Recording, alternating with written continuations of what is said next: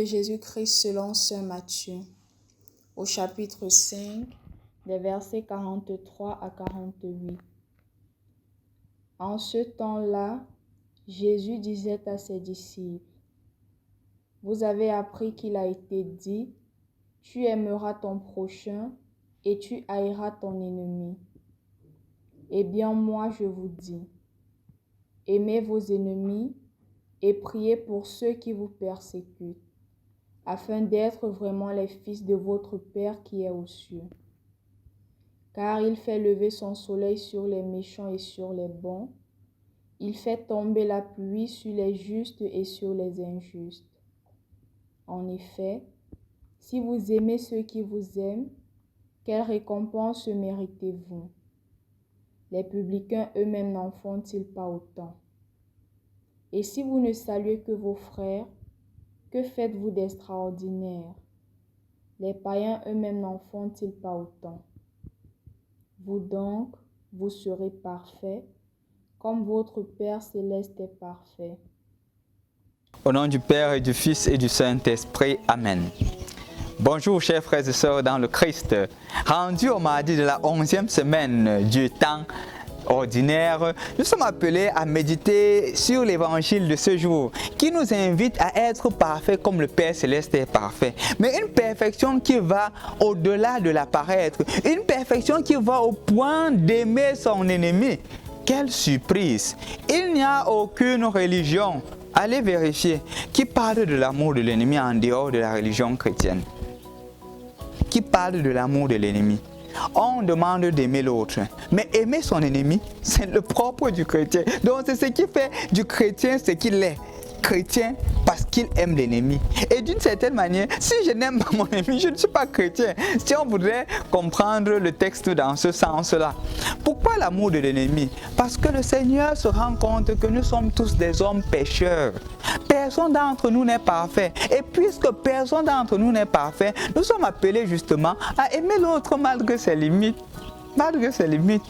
Parce que malheureusement dans ce monde c'est difficile, c'est difficile. Il y a tant de haine, tant de méfiance, tant de personnes qui veulent mettre les bâtons dans les roues, dans les pieds des autres. En effet, il y a de cela quelques jours, un ami m'a raconté une histoire. Il est allé à la banque faire un dépôt. C'était un montant de près de 270 000, 272 000, quelque chose comme ça. Et 277 000 je crois. Et en retirant l'argent, il a plutôt mis 207 500 au lieu de mettre 277 500. Voilà qu'il dépose. La femme compte mais ne se rend pas compte qu'il y avait 70 000 francs qui manquaient. Elle met tout, elle lui donne la facture. Il rentre à la maison, il regarde son porte-monnaie, il voit qu'il a encore l'argent. Il dit que mais c'est pas normal. Il se rappelle maintenant qu'il avait oublié de mettre les 70 000 en plus. Bon, se rappelant, il dit bon, je vais aller, c'était déjà tard. Il dit que bon, j'irai le lendemain. Le lendemain, malheureusement, il n'est pas disponible. Il s'efforce alors un autre jour, il va. Il arrive là. Bon, il y avait trop de protocoles. Il dit au gardien, au portier, que s'il te plaît, je n'ai pas assez de temps.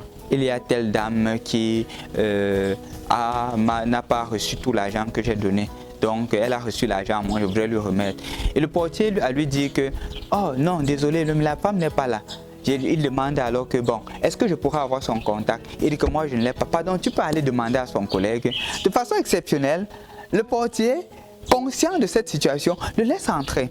Il arrive alors à côté du collègue qui était aussi à la caisse. Il dit que s'il te plaît, la dame a oublié, j'ai oublié de donner l'argent complet à la dame. Est-ce que je pourrais voir comment est-ce que je pourrais la contacter pour pouvoir lui restituer l'argent? Au monsieur lui dit, non, ça ne me regarde pas, va voir le caissier, va voir le chef d'agence. Il dit que mais comment ça? Donne-moi son numéro de téléphone. Il dit non, on ne donne pas les téléphones comme ça. Et c'est comme ça que le monsieur dit que bon, si c'est le cas, ça veut dire que l'argent ne vous intéresse pas, je vais rentrer alors. Le monsieur dit que tant mieux pour vous. Il est rentré, il m'a raconté l'histoire. J'ai eu mal. Sûrement la pauvre dame est en train de souffrir, est en train de payer les manquements. Un collègue qui pouvait bien l'aider, qui pouvait l'aider à sortir de cette situation. Même s'il ne voulait pas donner le numéro de téléphone, même composer le numéro avec son téléphone, dire que parle avec elle, au moins pour la rassurer que cet argent n'est pas perdu. Le monsieur est venu te remettre. Non. Combien l'homme est mauvais. Combien l'homme est mauvais. Et justement, c'est pour cela que le Seigneur dit que ne le condamne pas. C'est ce que je disais au monsieur. Aime-le. L'homme est égoïste. En réagissant avec aussi l'égoïsme, tu ne résous aucun problème. En te fâchant, en gardant l'argent, tu n'aides pas la dame. Je lui disais que puisqu'on t'a dit qu'elle est malade, patiente 3-4 jours, tu repars là-bas, même si tu dépenses en transport. Je crois que le Seigneur va bénir ton action, lui disais-je. Et je crois aussi que, chers frères et sœurs dans le Christ, ce sont des situations qui vous arrivent. Le Seigneur te dit que ne déteste pas cette personne. Non, ne déteste pas. Au contraire, aime la personne. Parce que dans cela, le Seigneur se manifeste et se manifestera toujours. Aimez vos ennemis. Quand tu aimes ton ennemi, le Seigneur te bénit. Et le Seigneur ne va jamais t'abandonner. Je dis bien jamais. Cette parole est d'actualité parce que c'est le chemin de sainteté. Toi aussi, sois un saint de ce millénaire. Au nom du Père et du Fils et du Saint-Esprit. Amen.